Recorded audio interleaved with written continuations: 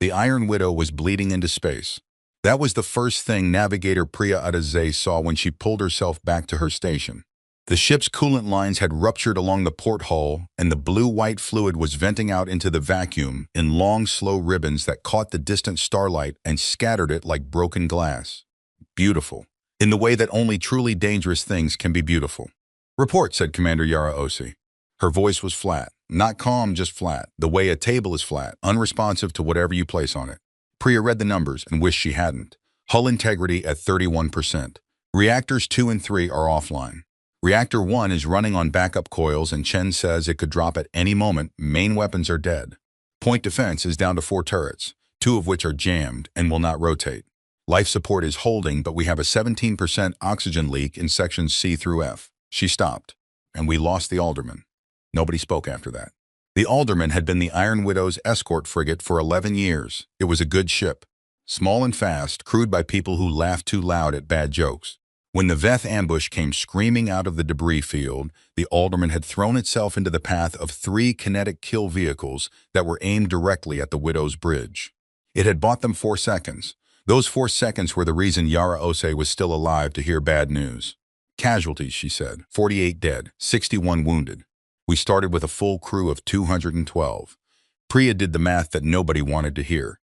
We are at roughly 52% personnel capacity, and that includes Petty Officer Voav, who has a broken arm and claims he is fine. "He is not fine," said Petty Officer Dmitry Volkov from across the bridge.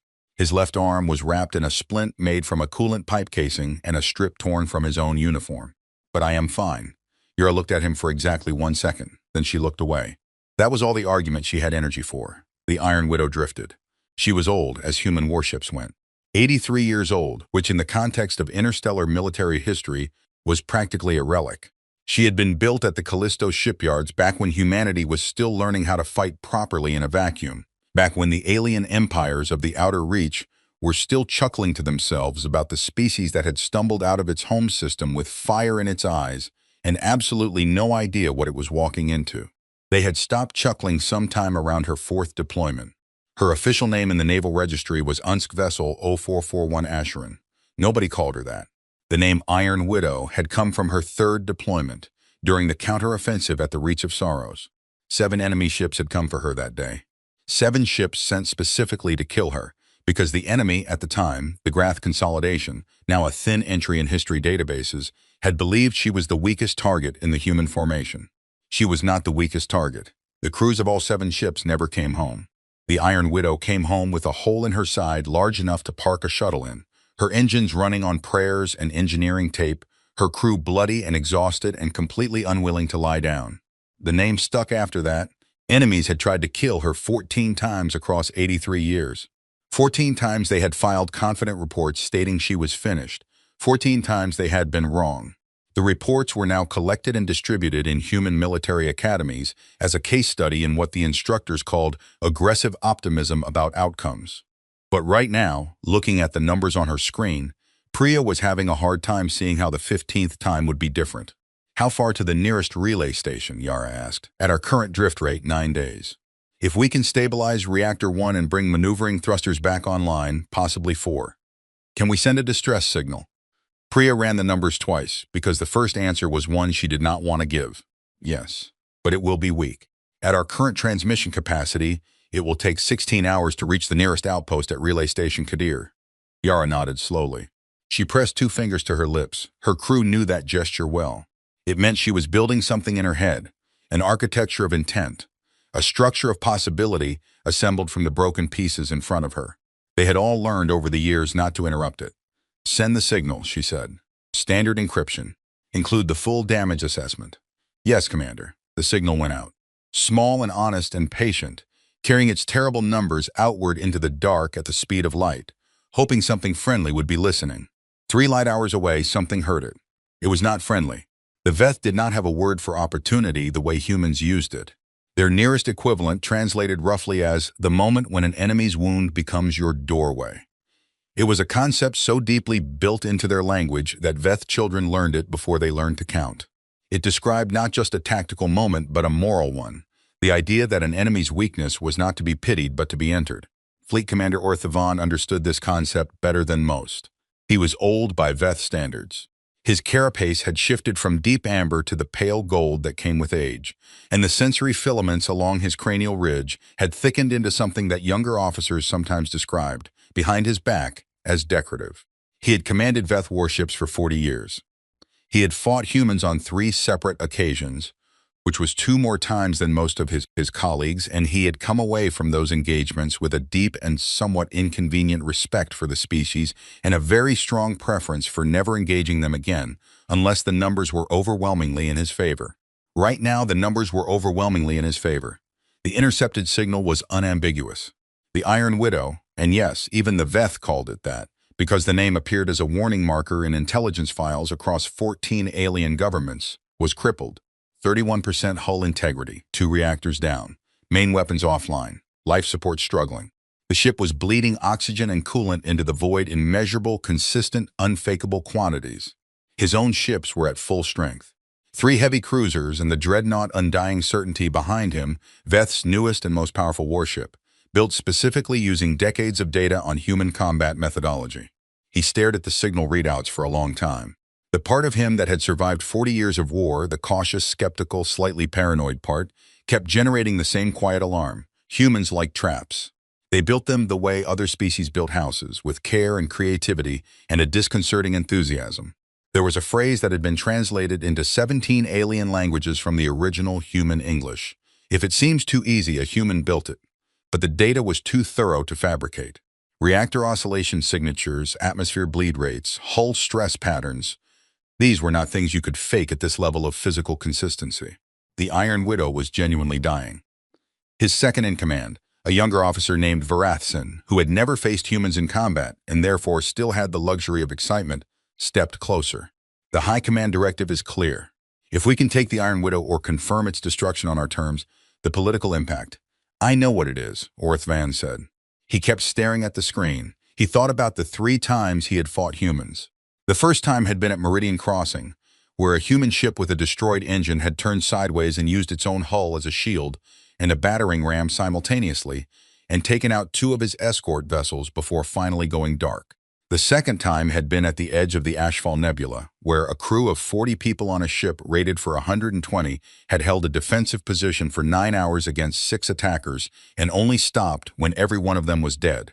Not a single one had surrendered, not even when surrender had been offered, not even at the very end. The third time, the humans had won outright and he had retreated and spent 3 months trying to understand what they had done differently, and he was still not entirely certain. He had fought humans 3 times. He knew better than to be comfortable.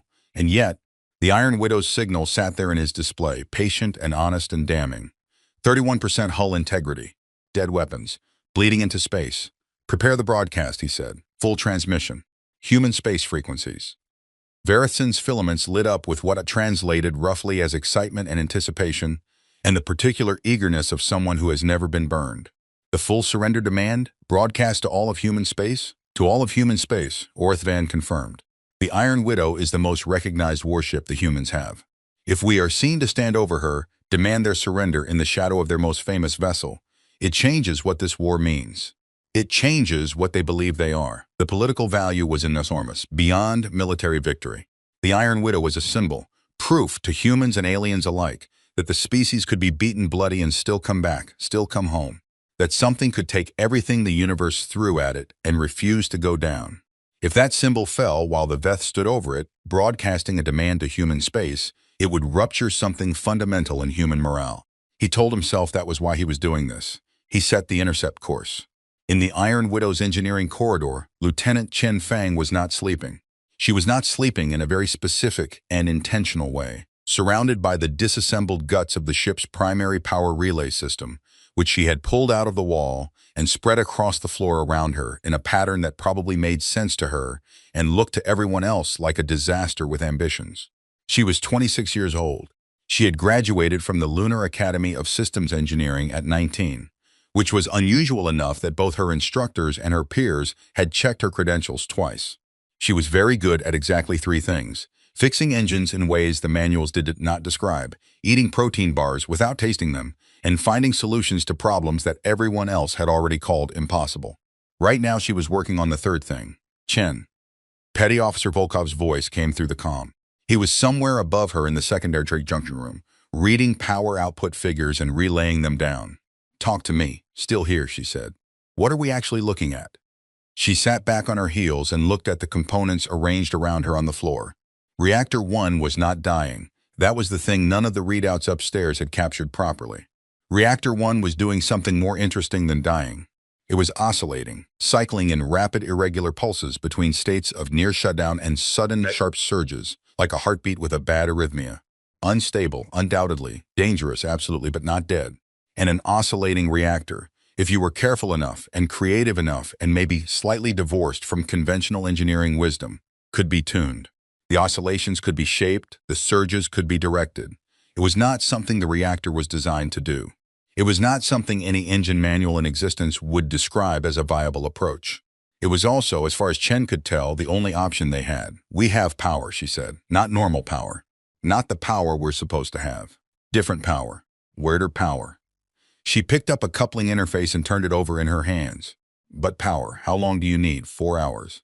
Maybe 3 if Volkov stops talking to me." "I heard that," Volkov said. "Good," Chen said.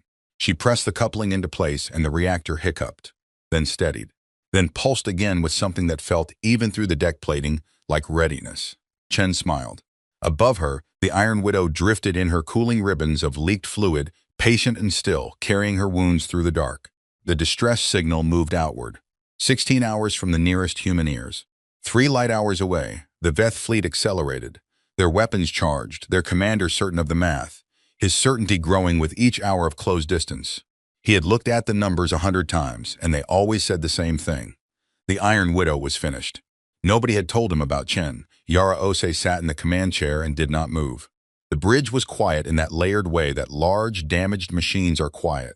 The far hiss of a compromised seal in the ventilation, the soft intermittent tone of a sensor suite on reserve power, the distant rhythm of Volkov's boots on the deck above as he moved between the junction room and the secondary corridor. The widow breathed these sounds the way a very old person breathes in sleep, slow and irregular and stubbornly ongoing. Yara had been on this ship for 19 years. She knew the sound of every section, the particular rhythm of every junction, the specific vibration frequencies of every stressed structural member. She knew that Reactor 2 smelled different from Reactor 3. A subtle difference in the chemistry of their cooling systems that had never been corrected despite 3 maintenance cycles. She knew that the observation deck on the port side had a specific harmonic at night cycle that nobody had ever explained. She knew that the mess hall on Deck 7 made a sound at 0300 hours that was either a settling support beam or a ghost, and that the crew had strong opinions in both directions. She knew this ship, and she knew the difference between dying and hurt. The Iron Widow was hurt. There was a distance between those 2 words that she intended, very deliberately, to make matter. "Commander." Priya's voice arrived with the careful weight of someone carrying something they did not want to drop. "Sensors just picked up drive signatures. About 3 light hours out, moving toward us." Yara did not move. "How many?" 4 ships. "Running identification." A pause that went a beat too long. "Veth markings." 3 heavy cruisers and... The pause came back, heavier this time. 1 Veth dreadnought. Designation, the undying certainty. The bridge absorbed that information in silence. The undying certainty was not merely a warship. It was the warship, the newest and most dangerous vessel in the Veth fleet, designed from its keel outward using decades of accumulated data on human combat tactics and human ship design. It had never been in a real battle. It had been built for exactly this kind of moment, the killing of something already dying. Yara pressed 2 fingers to her lips. "Time to intercept," she asked. "At their current velocity, 6 hours, 6 hours." She sat with that number and felt its weight and looked at it from every angle she had. "Get me Chen," she said. The comm clicked, a pause. Then Chen's voice, distracted, halfway through a thought that was clearly going somewhere else. "I'm busy, I know." "How long?" 4 hours, maybe less if the oscillation holds. Yara looked at the sensor display. 4 Veth ships moving through the dark, toward a ship that every readout in the galaxy said was finished. "You have 4, she said. "Do it in 3. There was a brief silence on the line. Then Chen said quietly and with total certainty, "Yes, Commander." The comm closed. The Iron Widow drifted. Outside, the coolant ribbons turned slowly in the dark, catching starlight, scattering it in pale, cold arcs. Beautiful. The way dangerous things are beautiful. Patient. The way old things are patient. Waiting. The broadcast hit human space like a stone dropped into still water. It went out on all frequencies, translated into 6 languages simultaneously, and it came with a visual component that the Veth had clearly spent some time preparing. Footage of the Iron Widow drifting, still leaking coolant, her port hull dark and silent, surrounded at a careful distance by 4 Veth ships arranged in a formation that communicated without any words required, total and comfortable dominance. The Veth knew how to communicate. They had been doing interstellar politics for 400 years before humans left their home system. They understood that the visual content of a message often mattered more than its words. The words in the standard translation that reached Earth's monitoring stations about 5 hours after transmission. You know this ship. Everyone in this region of space knows this ship. Today it is dying. Today we stand over it. We offer humanity one choice: formal surrender of all human military operations in the outer reach sectors, acknowledgement of Veth territorial claims in the Ashfall and Meridian systems, and the peaceful decommissioning of your forward fleet within 60 days. In exchange, the crew of the Iron Widow will be taken as prisoners of war and treated according to the conventions of civilized engagement. Refuse. You will finish what your own battle damage started. You have 6 hours. We will be listening. That was the message. 6 hours. The Veth fleet sat around the Iron Widow and waited. The message reached Relay Station Kadir first, which was exactly the kind of irony the universe seemed to enjoy, because Kadir was the same relay station that the Iron Widow's distress signal was currently crawling toward at the speed of electromagnetic radiation. The 2 signals were, in a sense, running in opposite directions on the same road, one asking for help, one announcing that help was no longer the point. Station Commander Aditi Nair read the Veth broadcast 3 times. Then she pulled up a star map, confirmed the coordinates, and sent an emergency priority burst to Earth's Naval High Command with a message that contained, in its entirety, only 3 lines. Veth fleet at coordinates attached. Iron Widow confirmed at location. They are broadcasting surrender demand to all of human space. Awaiting orders, she did not add her own assessment. She did not need to. The facts spoke for themselves, loudly and without comfort. The reply from Naval High Command came 47 minutes later, fast, for interstellar communication, which told Nair something about how many people at High Command were currently awake and looking at the same star map she was. The reply said, acknowledged, no military assets within response range and time. Forward any communication from the Iron Widow directly. Maintain monitoring. Nair read that twice as well. Then she did something that was not in her orders. She opened a direct tight beam channel aimed at the Iron Widow's last known position, encoded it with the personal authorization she was not strictly supposed to use for this kind of message, and sent the following. Commander Ose, we heard your distress signal. We also heard them. Nothing is close enough. I am sorry. Whatever you decide, we are listening. Earth is listening. All of us. She sent it and then sat back and felt the particular helplessness of being very far from something you cannot change. Aboard the Iron Widow, the Veth broadcast arrived about 20 minutes after the fleet did. Yara heard it on the bridge speakers, translated live by the ship's communication system in a flat, mechanical voice that somehow made it worse. The flatness removed any emotional color, left only the clean shape of what was being said. You have 6 hours. We will be listening. The bridge was very still when it finished. Yara did not move from the command chair. She had not moved from it in 3 hours. Her neck ached. She did not mention this. They are transmitting to all of human space, Priya said quietly. She did not say it as information. Yara knew it was information. She said it the way you say something when you need to hear yourself acknowledge its weight out loud. Yes, Yara said. Earth will hear this. Every station, every outpost, every human ship in the outer reach. Yes, Priya. Not harsh. Just complete. Priya stopped talking. Yara pressed 2 fingers to her lips and sat with the calculation. She ran it in her head the way she had been running it since the Veth signatures first appeared on sensor. Not searching for an answer she didn't have, but checking that she had found all the answers she did have and understood what they added up to. There was no relief force. The nearest human military assets capable of engaging a Veth fleet of this size were approximately 11 hours away at emergency speed, which was 5 hours past the Veth deadline. The math on that was unambiguous. There was no surrender option she would take. The outer reach territories covered 17 human colony systems. 60 million people had built lives in those systems. The Ashfall and Meridian claims alone would cut human supply lines in half. Surrender was not an option she would take. She had not needed to think about that part for very long. That left the third thing. She pressed her comm. Chen, still here. Update. A pause. The sound of something being torqued into place. Oscillation is holding steady at a rate I can work with. I have redesigned the power distribution pathway through 3 sections.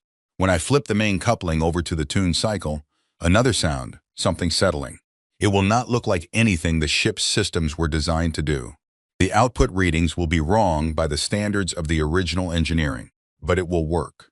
Will it hold under sustained fire? The pause this time was longer. For a while, Chen said. Define sustained. Yara decided she could work with that answer. Keep going. You have 2 hours. I know, the comm closed.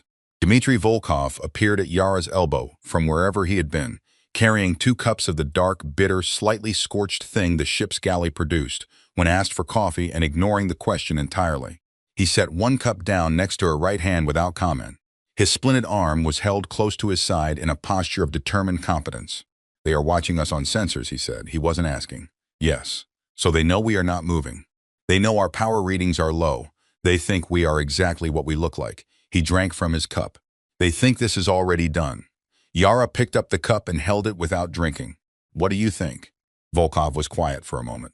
He looked at the sensor display, at the 4 Veth ships arrayed around them like 4 walls of a room they had built and locked from outside.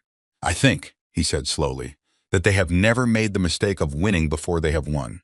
They have never sat in a room with us when we are like this.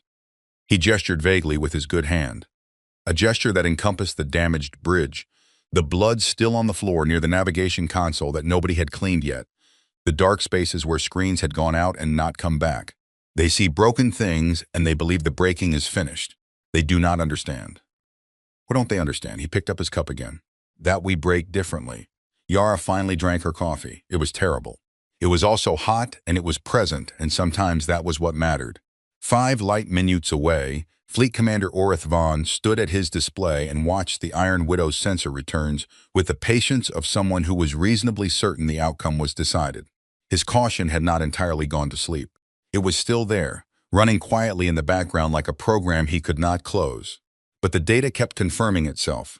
The ship was not warming weapons, was not generating thrust, was not showing any of the power-up signatures that preceded combat activity. Her reactors were still fluctuating. Her hull was still breached. She was dark in all the ways that mattered. No response to the broadcast, Varison reported. No. Do you expect one? Orith Vaughn thought about that. Did humans typically respond to surrender demands? His experience suggested they sometimes did and sometimes did not, and that the silence was not always what it appeared. At Meridian Crossing, a human ship had gone completely silent for 40 minutes before its crew somehow got its destroyed engine partially functional again and rammed them.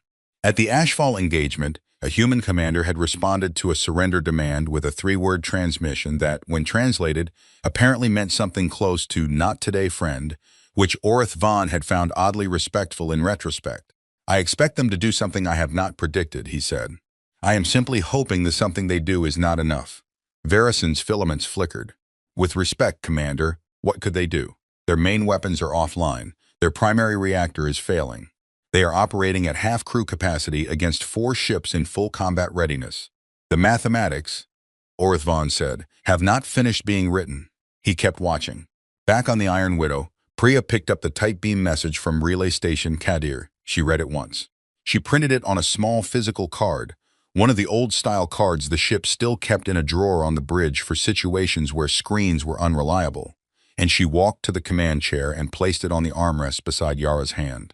Yara looked at it. Commander Osei, we heard your distress signal. We also heard them. Nothing is close enough. I am sorry. Whatever you decide, we are listening. Earth is listening. All of us. She read it twice.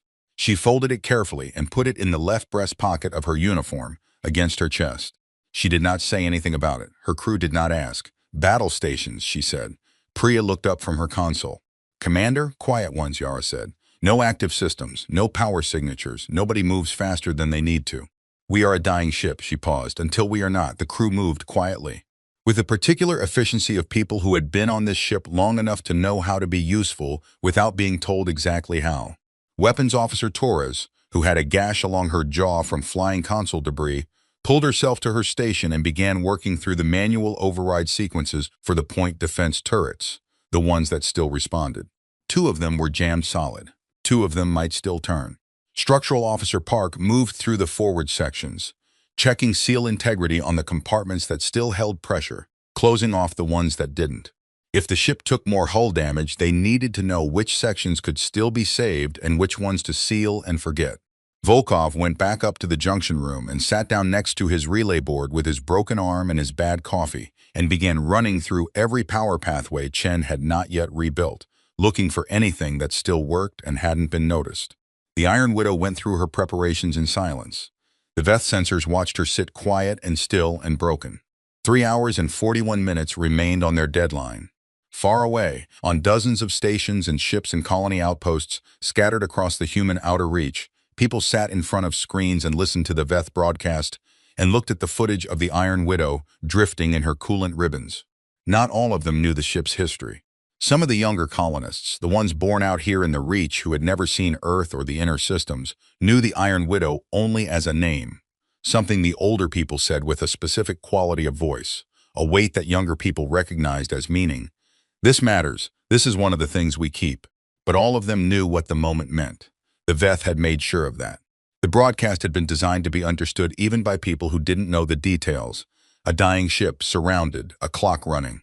In the colony on Kareth Station, a man who had never met any of the Iron Widow's crew and never would sat in front of his screen and did not go to bed when his shift ended.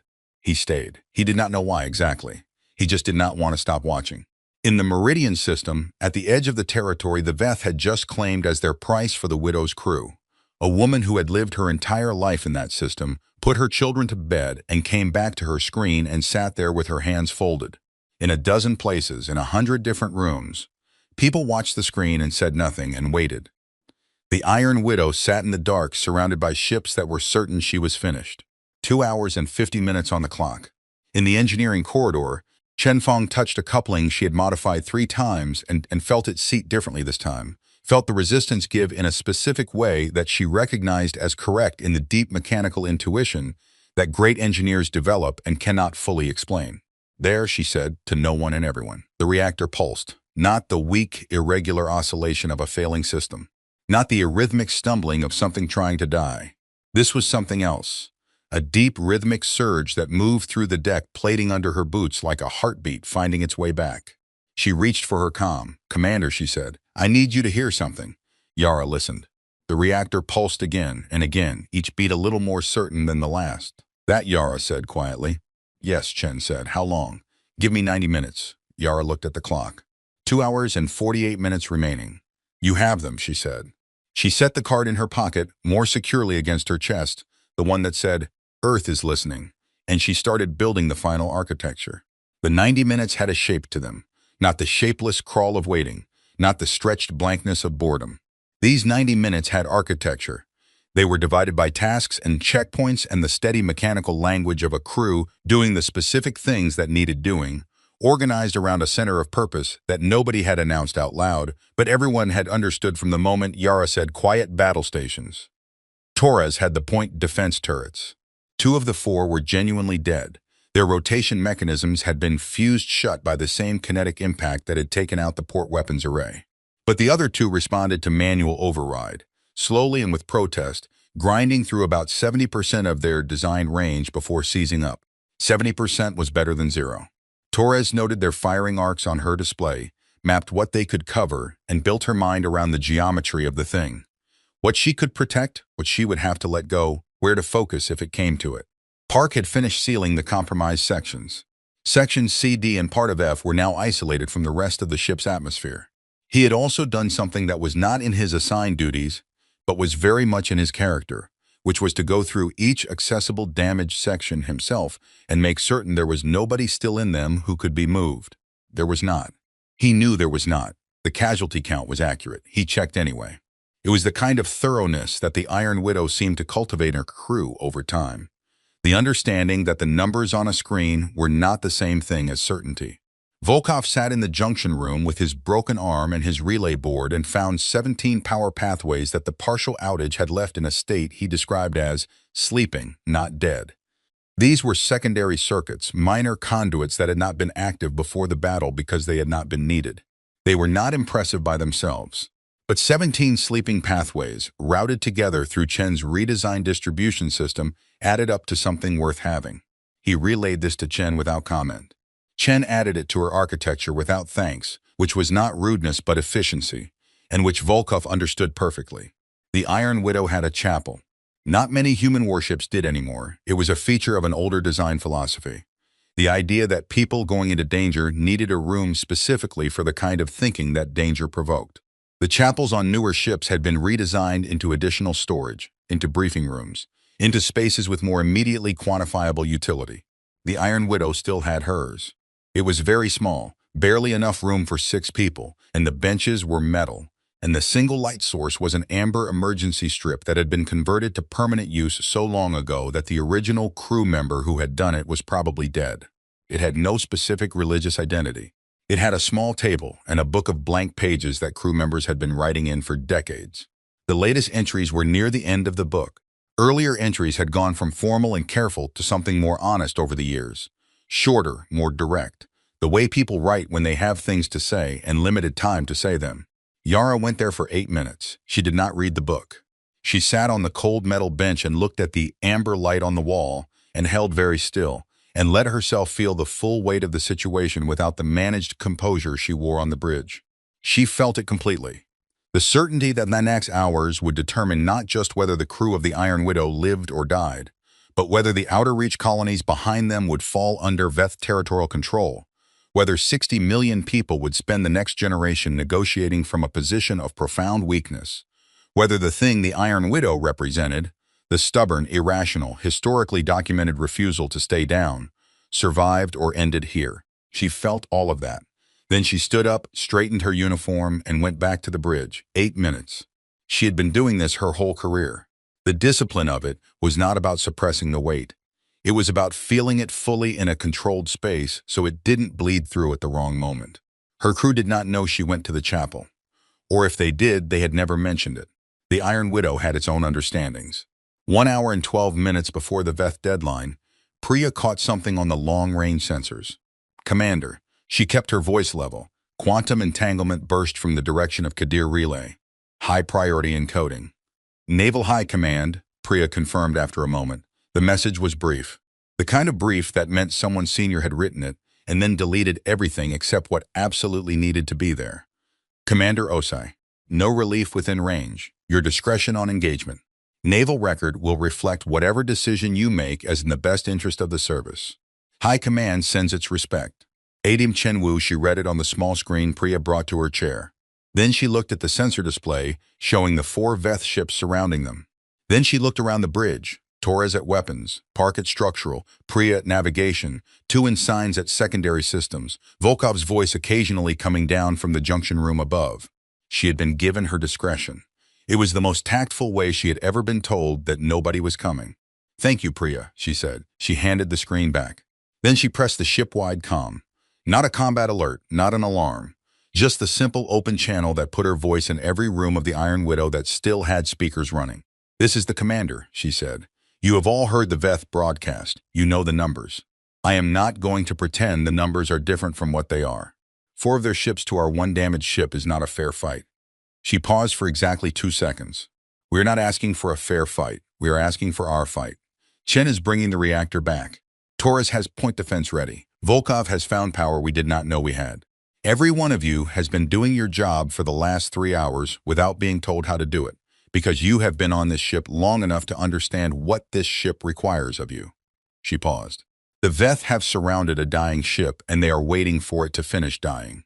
We are going to explain to them, as clearly as we can, that they have misread the situation. She closed the comm. In the engineering corridor, Chen heard the commander's voice from the speaker above her head, and felt something move in her chest that she did not pause to name. She picked up the final coupling, the one she had been building toward for 3 hours, the keystone of the whole redesigned system, and held it in both hands and looked at it for a moment. This was the piece. If this worked, the reactor would not just stabilize. It would do something that the Iron Widow's original designers had never intended and would probably have strongly discouraged. It would cycle at the tuned oscillation frequency in a sustained loop that produced power output above the ship's rated maximum. Not a lot above, not safely above, not the kind of above that anyone would call a good idea, but enough. She seated the coupling. The reactor did not explode. This was the first good sign. It pulsed once, hard, and the vibration ran through the deck plating under her boots and up through her legs, and she felt it in her spine like a struck bell. Then it pulsed again, smoother. Then again, finding its rhythm, each pulse slightly more settled than the last. "Volkov," she said into the comm. "Reading it," he said immediately. He had been watching the output board. "Tell me." "Power distribution is," a pause. She could hear him working the board with his one good hand. "It is not what the manual says it should look like. It looks like something I would call wrong if I did not know you built it." Another pause. "But it is climbing.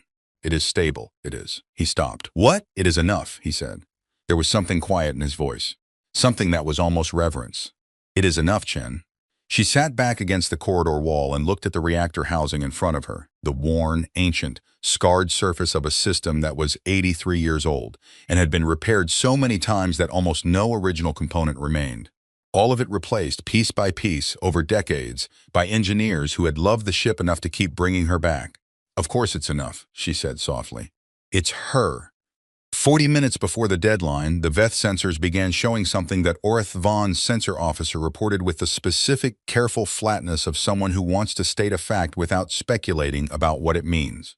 "Commander, the Iron Widow's reactor output reading has changed." Orth Van turned. "Changed how?" "It is steadier. The oscillation pattern we have been tracking has shifted. The arrhythmia is resolving." A silence. "Resolving," Orth Van repeated. "The readings are consistent with a power distribution restructuring. Something is being routed differently."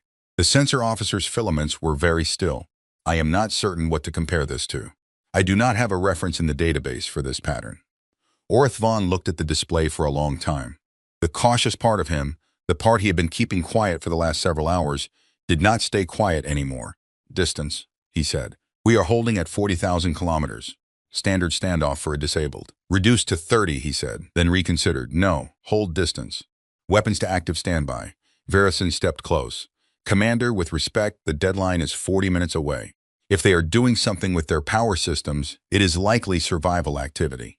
Repairing life support, maintaining hull pressure. Even if they restore full reactor function, their main weapons are offline," Orth Vaughn said. "According to the readings we have been given." A pause. "You think the readings are wrong?" He thought about the first time he fought humans. The ship with the destroyed engine. The ship that was supposed to be dead. "I think," he said slowly, "that the Iron Widow has been in 14 engagements that should have killed her and has survived all of them. I think the crew currently aboard is not a random collection of people. I think the commander of that ship is a woman who has been in this vessel for 19 years and has not, in that time, shown any particular inclination towards surrender." He kept watching the screen. "And I think we are 40 minutes from a deadline and their reactor is stabilizing." Verison said nothing. "Full weapons hot," Orth Vaughn said. "All ships. Do not wait for the deadline." On the Iron Widow's bridge, a single tone from the sensor array. "They are bringing weapons to full active status," Priya said. Her voice was level, very deliberately level. "How long do we have?" Yara asked. "At their charge rate, maybe 8 minutes before they are at full combat readiness. 8 minutes before the deadline." They had noticed the reactor. Yara looked at the clock. She looked at the sensor display. She looked at her crew. Torres's jaw set hard over the weapons console. Park standing at structural with his hands behind his back. Priya watching her screen with the focused quiet of someone who has already decided they are not going anywhere. "Chen," she said. "Ready," Chen said. "Volkov, ready," Volkov said. "Torres." Torres looked over from weapons. Her eyes were steady. "Ready," she said. Yara pulled in one slow breath. "Let it out." "Bring her up," she said. And the Iron Widow woke. Not with a shout, with a deep, resonant hum that started somewhere in the engineering decks and moved upward through the hull in a wave. The kind of sound a ship makes when power comes back to systems that have been dark and waiting. Lights returned in sections that had been running on emergency strips. Screens came back online across the bridge. The deep, steady pulse of the tuned reactor moved through the deck, plating like a drum. Not the frantic arrhythmia of a dying system, but the slow, deliberate rhythm of something that had found its footing. She was not at full strength. She was nowhere near full strength. Her hull was still 31%. Her main weapons were still dark. Her crew was still half the size it should have been. But she was awake, and she was angry. On the undying certainty, every sensor array in the fleet lit up simultaneously. For 3 seconds, no one on the Veth dreadnought said anything at all. Then the sensor officer's voice came through with something in it that Orth Vaughn had not heard in 40 years of commanding warships. A quality that existed just below professionalism, just below composure, the early, careful, controlled edge of fear. "Commander, the Iron Widow is powering up." Orith Van stared at the display. The readings were wrong. Not wrong in the way of a sensor malfunction or a calibration error. Wrong in the way of a situation that had departed from all predicted parameters simultaneously. The power output coming from the Iron Widow did not match the profile of her known reactor specifications. It did not match any profile in the Veth database for a human ship of her class. It was not what a dying ship looked like. It was not what a repaired ship looked like. It was something he did not have a word for. How, Varison said. It was not a tactical question. It was just a question. Orith Van did not answer. He thought about the crew aboard that ship, the commander who had been on it for 19 years, the engineers and officers who had kept something 83 years old alive, through 14 engagements that should have been the end of it. He thought about the concept his people called the moment when an enemy's wound becomes your doorway. He thought about what it meant that the wound was not what he had believed it was. He thought about everything he had learned in 40 years about humans, about the gap between what they looked like and what they were, about the specific and well-documented tendency of this species to be most dangerous precisely at the moment they appeared most finished. All weapons fire, he said. Now, everything we have. But the Iron Widow was already moving. She moved like something that had been pretending to be still. Not fast. The Iron Widow had never been a fast ship, and 83 years and 31% hull integrity had not improved that particular quality. But deliberate.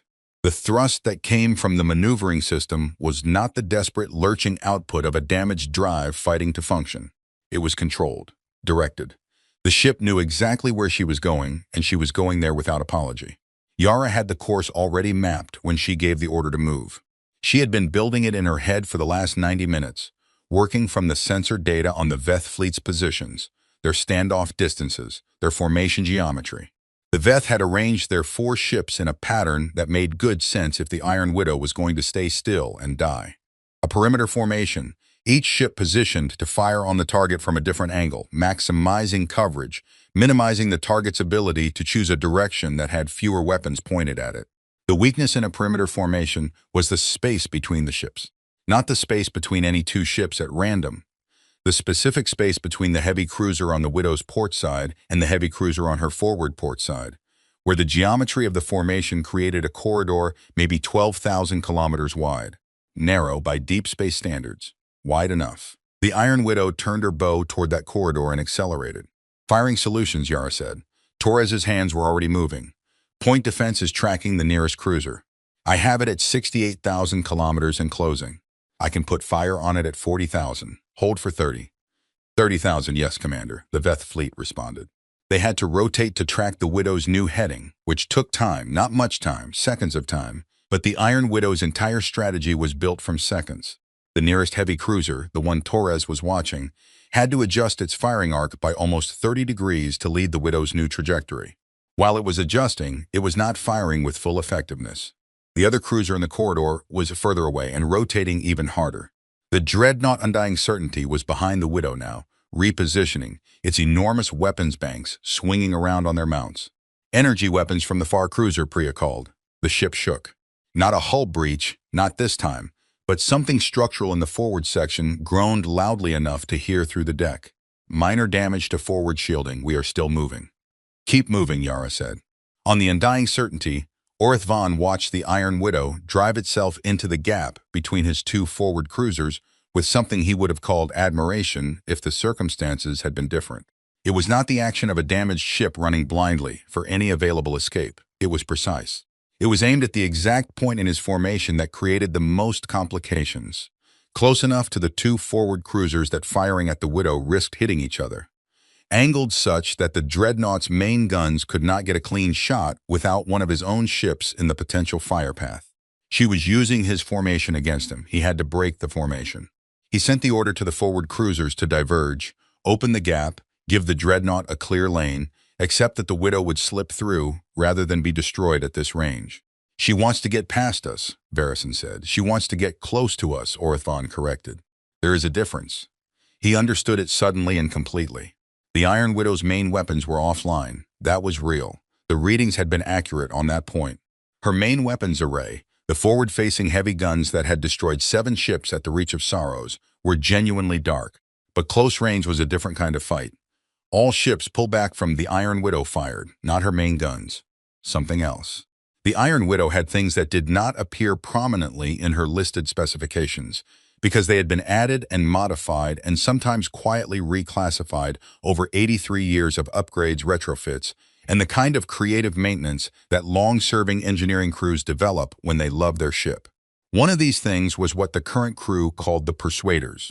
Officially, they were listed in an old maintenance file as Close-Range Counterboarding Defense Systems, version 3.1, a set of point-blank weapons emplacements originally designed to repel hostile boarding parties if an enemy ever got close enough to attempt a hull breach.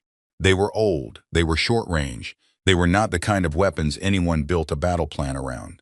They were also on a completely separate power circuit from the main weapons array, a circuit that had been dark for years but was very much part of the 17 sleeping pathways Volkov had found and fed into Chen's redesigned distribution system. At 25,000 kilometers, inside the distance where the heavy cruiser's main guns could rotate fast enough to track effectively, Torres opened up with the Persuaders. They were not subtle weapons. They were designed for killing things at close range, and they were very good at that. 4 emplacements, rapid fire, targeting the cruiser's engine section with the specific geometry Torres had been computing since the moment Yara mapped the course. The cruiser shuddered. Not destroyed, not even close to destroyed. But its engine output dropped sharply as the emplacements tore through the unarmored exhaust manifolds at the rear of its drive system. It stopped accelerating. Its firing solutions degraded as its attitude control struggled to compensate for uneven thrust. 31% Torres called, reading the cruiser's new power output from the sensor returns. She looked up at Yara with something in her expression that was professional satisfaction worn very thin over something raw. It knows how that number feels. The Iron Widow did not slow down.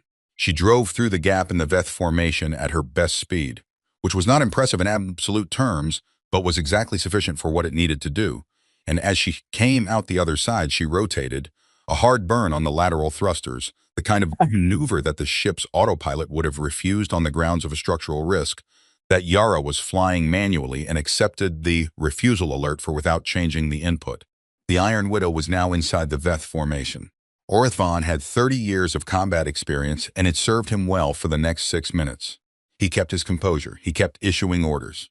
He broke his formation correctly, pulling the crippled cruiser back and pushing the other 2 into flanking positions on either side of the Iron Widow's new heading, creating a crossfire situation that the human ship would have to escape from. He did all of this correctly. The problem was that the Iron Widow was also inside the minimum safe distance for the Dreadnought's main guns. This was the thing that Varison had not understood, and Orthvan had only half understood until now. The Widow had never been trying to escape the formation. She had been trying to get inside it. Inside the perimeter, inside the standoff range, inside the geometry where the largest and most powerful ship in the Veth fleet had to be very careful about what it fired at for fear of hitting its own vessels. The Iron Widow was not a fast ship, and she was not a powerful ship compared to what surrounded her right now, but she was an old ship, and old ships learn things. "Rotate the Dreadnought," Orthvan said. "Get the main batteries clear." He watched his ships adjusting. Watched the Iron Widow adjusting to match. She was reading his formation changes in real time and responding, not with speed but with placement, positioning herself between the Undying Certainty and one of the flanking cruisers so that any shot at her was also a shot that might thread past her and hit the other ship. The Iron Widow kept firing.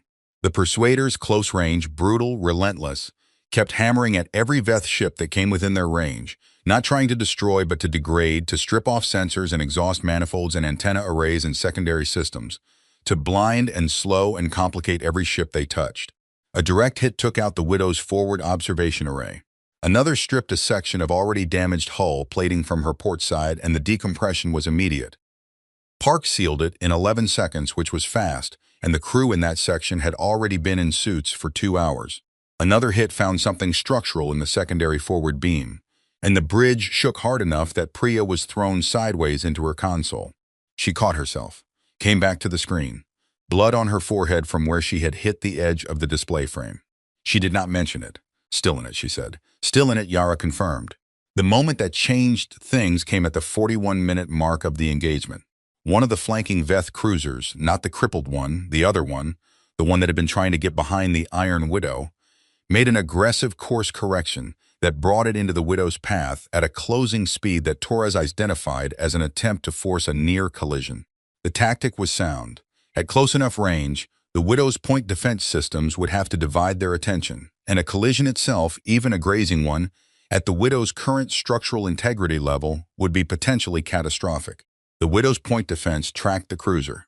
Torres locked the two functional turrets onto its forward section and opened fire. Steady, precise, aimed not at the hull but at the cruiser's own sensor arrays, the targeting eyes that let its weapons find things accurately.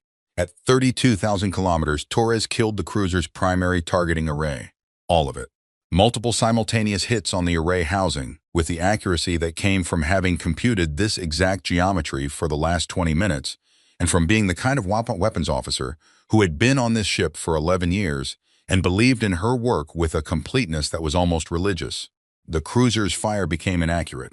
Its weapons were still firing, but they were firing blind, broad area fire, probability attacks, spraying the space around the Iron Widow in hopes of hitting something without being able to aim at anything specifically. Orth Van saw it happen. He saw the cascading consequences of it. The blind cruiser now a danger to its own fleet if it kept firing, the formation disrupted, the Iron Widow still alive and still inside his perimeter and still doing damage with every minute that passed. He made the calculation he had been avoiding. Undying certainty weapons, he said. Clear fire on the Iron Widow. All batteries. Commander, the tactical officer said carefully. There are two of our ships in the... I know where our ships are, Orth Van said. Clear fire, full power, now. The Dreadnought's main batteries came to full charge. It took 8 seconds. 8 seconds for the most powerful weapon systems the Veth had ever built to cycle to full readiness. On the Iron Widow's bridge, every sensor the ship still had screamed simultaneously. Dreadnought main batteries charging, Priya said, and there was something different in her voice at this moment. Not fear exactly, but the recognition of scale, the specific understanding that what was about to be fired at them was not something they could absorb or deflect. Full power. Yara had been waiting for this moment since she mapped the course. It was not a surprise. It was, in fact, the plan. Chen, she said. Ready, Chen said. Now. What happened next was not something Orth Van's battle database had a reference for. The Iron Widow had emergency burn vents, safety release valves for reactor pressure and catastrophic overload scenarios. They were not weapons. They were the opposite of weapons. They were the system a ship used to bleed excess energy into space, rather than let it destroy the ship from inside. They were positioned along the Widow's stern and lower hull sections. What Chen had built with the tuned oscillation system was not exactly a stable reactor. It was a reactor producing above its rated output through a cycling surge process, a process that built pressure with each oscillation. The pressure had nowhere to go because Chen had kept the burn vents closed, had been keeping them closed, building the cycle, building the pressure. 3 Veth ships were currently in a close arc behind and below the Iron Widow, including the Undying Certainty. Chen opened all 6 burn vents simultaneously. What came out was not plasma in the military sense. It was not a directed weapon, was not shaped or aimed in the way weapons are aimed. It was a catastrophic pressure release in 6 directions at once, a bloom of superheated reactor exhaust that expanded outward in a sphere and hit everything within range with the uniform disregard of a natural phenomenon. It was not supposed to be possible to aim an emergency pressure release. You were not supposed to be able to time one. You were not supposed to be able to position your ship so that the geometry of the exhaust bloom intersected with specific targets. Chen had done all 3. The Dreadnought Undying Certainty took the full center of the bloom. It had been 8 seconds from battery charge to firing. The bloom was faster than 8 seconds. The Dreadnought's main batteries did not fire. For several minutes, everyone on the Iron Widow's bridge was doing something. Reading screens, confirming damage, updating structural assessments, rerouting power through the sections Chen was still managing from below. Then it was quiet, the kind of quiet that arrives after something enormous. Priya looked at her sensor display for a long time, long enough that the silence took shape. Commander, she said. Yara looked at her. The Dreadnought Undying Certainty is... She stopped. Read the numbers again. The numbers had not changed. It is not on sensors. The bridge absorbed that.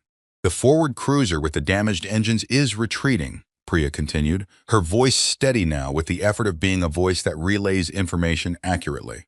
The blind cruiser's following. The 3rd cruiser is, she checked, also retreating. All 3 remaining vessels are changing heading, moving away from our position. Silence. Volkov's voice came down from the junction room. Quiet, low, the voice of a man alone with something he had not expected to feel this completely. She did it. Nobody said anything. Yara sat in the command chair and felt the weight of the last 4 hours settle onto her in a way she had kept it from doing while it was still happening. She let it settle, the 48 dead, the aldermen, the 61 people in sickbay, the reactor that was now cycling down to a lower, safer output as Chen backed it off from the tuned frequency. The undying certainty, which had been the most advanced warship the Veth had ever built and was now not on sensors. She did not feel triumph. Triumph was a clean emotion, and this was not clean. She felt something more complicated and more true. The specific exhausted relief of people who have survived something that should have finished them, mixed with the grief that survival always costs. "Get me Chen," she said. The comm clicked. A pause. "Still here," Chen said. Her voice was very tired. "You did good work," Yara said. A longer pause. "She did the work," Chen said. "I just listened." Yara understood exactly what she meant. "Medical teams to all sections," she said. "Then get me damage assessment, full ship." She paused. "And someone please clean the blood off the navigation console." The Iron Widow drifted in the dark, surrounded by the retreating signatures of 3 Veth ships that had come here to watch something end, and were now leaving with a story they would spend a long time trying to explain. The coolant ribbons still moved quietly outside, catching starlight. She was not finished. She had never been finished. The 3 Veth ships ran for 9 hours before they stopped. They stopped at the edge of the Meridian system, the territory their fleet commander had named, less than a day ago, as part of his price for the Iron Widow's crew.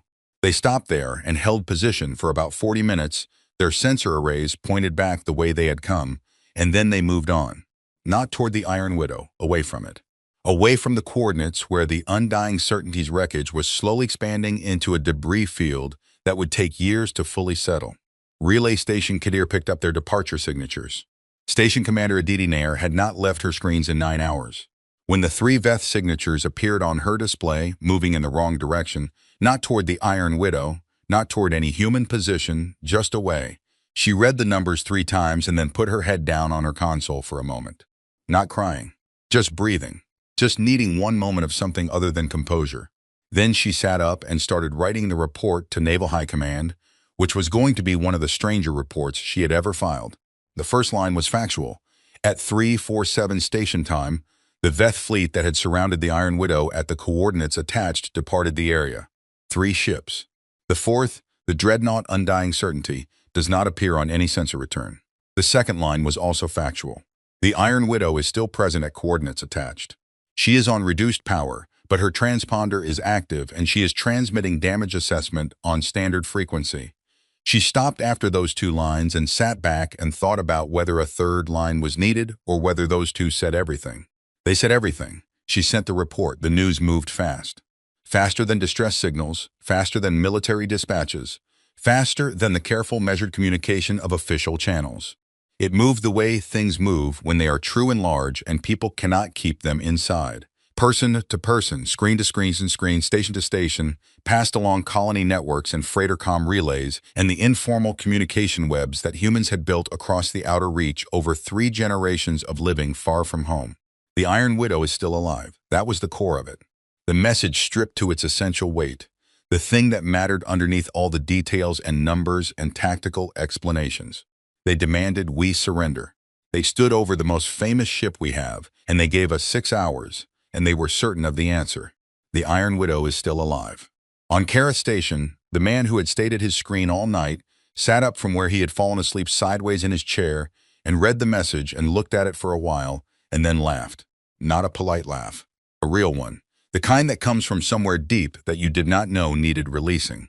In the Meridian system, the system that had been named as part of the Veth's price, the woman who had put her children to bed and sat alone at her screen put her head in her hands and stayed like that for a while. Not from grief, from relief. The distinction was important and she knew it, and she let herself feel the full honest reality of it. In 100 colony rooms, in the quiet hours that come before a local day starts, people heard and felt the thing that the numbers described. They had been surrounded, they had been given a deadline, they had been told the fight was over. And then it wasn't. On the Iron Widow, the first 18 hours after the battle had the specific quality of aftermath work. Necessary, unglamorous, steady. Medical Officer Okafor had 41 wounded to continue treating, 2 of whom were in the critical range that required watching every few hours. The battle had added 7 more to the list, none life-threatening but 4, with the kind of damage that needed consistent attention and would cause long recovery times. He moved through sickbay with the worn efficiency of someone who had been on his feet for 14 hours and had learned, over a long career, that efficiency was how you kept compassion functional when the caseload was this high. Chen slept for 4 hours in the engineering corridor, on the floor next to the power relay she had rebuilt. Nobody asked her to move. Volkov placed a jacket over her and went back to the junction room and spent 2 hours quietly running diagnostic checks on the distribution system she had built. Not because he expected to find a problem, but because it felt like the right way to honor the work. The work was sound. He had known it would be. He ran the checks anyway. Park went through the sealed sections with a full damage assessment team, cataloging what could be repaired with available materials and what would need dry dock attention. The answer was that about 60% of the damage was patchable in the short term, enough to make the ship more stable for the journey home, and 40% was going to have to wait for facilities that the Iron Widow would not see for several months. He noted all of this in the damage log with the thoroughness of a man who believed that accurate records were a form of respect for the people whose work they documented. Torres cleaned the weapons consoles, all of them, not just hers. She worked from one end of the tactical station to the other, methodical and quiet, and when she was done, she went to Priya's navigation console and cleaned that too. The blood that had dried there from Priya's forehead cut, which Priya had allowed the medical officer to close with 2 strips of adhesive bandage, but had otherwise not paused for. "You don't have to do that," Priya said. "I know," Torres said, and kept cleaning. Yara wrote the casualty report herself. She always did. Every name, every rank, every section they had served in. A brief note for each one, not the formal military language of official records, but the kind of note that only a commander who had served with people long enough to know something real about them could write. Not long, not decorated, just specific. The particular things that made each person irreplaceable to the specific community of the Iron Widow, rather than interchangeable with any other soldier. She wrote the alderman's crew as well. She had not known all of them, as well as her own people, but she wrote what she knew, and for the ones she knew less, she wrote the only fact that felt large enough to carry the weight. They moved toward what was coming, not away from it. She sat with the finished report for a while before she transmitted it. Then she wrote a separate message, shorter, personal, not part of the official record, to Station Commander Nair at Kadir Relay. "We heard your message. Thank you. It mattered." Ose, she sent that one first, before the official report. Naval High Command received the situation report and the casualty list and the technical documentation of the battle in a single large transmission package from the Iron Widow, which arrived at 1422 Earth Central Time to a room containing Admiral Chen Wu, 3 senior tactical officers, and 4 analysts who had been running scenarios all night trying to calculate possible outcomes. None of their scenarios had included the emergency pressure release. Admiral Chen Wu read the technical section twice. Then she put the document down and looked at the analysts. "Did any of our models project this?" she asked. No one in the room said yes. She picked the document back up and read the technical section a 3rd time. "Get me Commander Osi on a direct channel when she is available," she said. Then, almost to herself, she used the burn vents. One of the analysts, who was young and could not quite suppress the thing he was feeling. "Is that what it says?" "That is what it says." "You can't aim burn vents." The Admiral looked at him with the expression of someone who has just been told a fact they now had direct documentary evidence against. "Apparently," she said carefully, "you can." 42 hours after the battle, the Iron Widow got her thrusters fully back online. It was not a dramatic moment. The thrusters came up in sequence as Chen walked through the restart protocol, and each one registered on the navigation display as a quiet confirmation. And eventually, all of them were running, and Priya had a proper course calculated to the nearest repair facility. 9 days, maybe 8 if the drive held steady. Yara sat in the command chair and watched the course appear on the navigation display and felt the particular quality of an ending that is also a beginning. The moment when a thing that has been acute becomes something you will carry forward. The weight of the last 3 days was not going to reduce. It was going to become part of the ship's history, woven into the record alongside the 7 ships at the Reach of Sorrows and the Meridian Crossing and the 12 other times someone had tried to end the Iron Widow and been wrong. Priya confirmed the course. Yara approved it. The Iron Widow turned onto her heading. 9 days, Volkov said from the back of the bridge. His splinted arm was still close to his side. He had not, since the battle ended, claimed to be fine. He had simply continued being useful, which was functionally the same thing. 8 if we're lucky, Priya said. "We are," Volkov said, "demonstrably lucky." The Veth High Council received Fleet Commander Orith Vaughn's battle report at roughly the same time as Naval High Command received Yara's. Orith Vaughn had written his report with the scrupulous honesty of a man who understood that the only thing worse than the truth would be a version of it that unraveled later. He described the engagement in full detail. The approach, the formation, the power readings, the decision to engage before the deadline, the Iron Widow's course change, the use of the close-range weapons, the pressure release. He spent particular time on the pressure release. He wanted the council to understand exactly what had happened, because he suspected that if they did not understand it, precisely they would spend time constructing an explanation that was more comfortable and less accurate. He ended the report with a section that was very short. The Iron Widow is currently making for a repair facility on reduced power. Her damage is significant, but she is mobile and her crew is functional. The engagement should be considered a decisive human victory. I recommend this assessment be shared with High Council military strategists in full and without modification.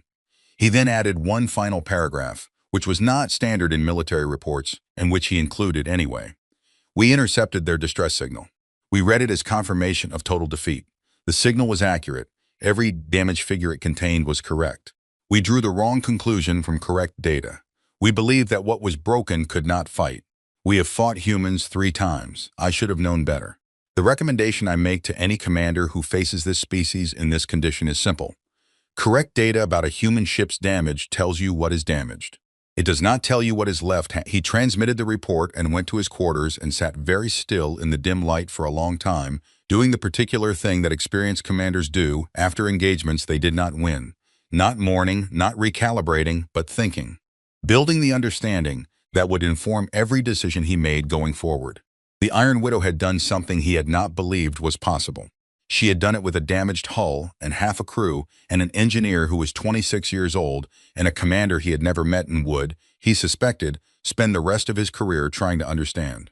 He sat in the dim light and thought about the species that, when you stood over them in their most broken state and gave them a deadline, responded by rebuilding the thing you had broken into something you had not planned for. He thought about that for a very long time. On the 8th day, because Priya had been right about the luck, the Iron Widow came into range of the repair facility at Harrow Station. They were expected. The facility had been monitoring their approach since they came within sensor range. And by the time the Widow's bow appeared on the station's visible light cameras, there were people watching the feed from 20 stations and colony outposts that had no operational reason to be watching except that they wanted to see it. She came in slowly, the way she had always moved, with the particular unhurried dignity of something that had earned the right to take its time. The coolant vents were sealed now.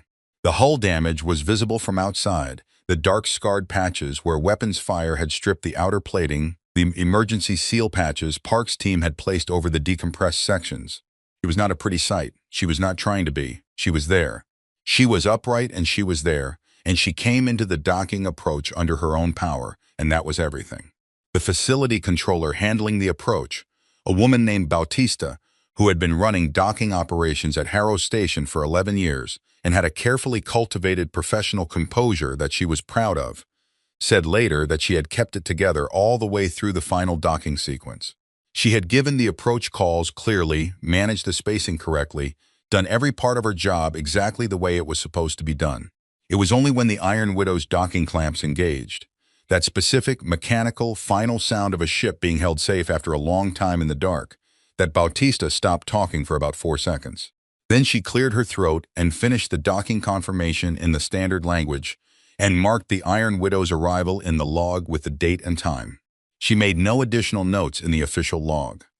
The log was not the place for what she would have written. Yara Ose was the last one off the ship. That was not unusual. She had always been the last one off. It was one of those practices that did not need to be explained or announced. The crew understood it the way they understood all the things about her that were consistent and load-bearing.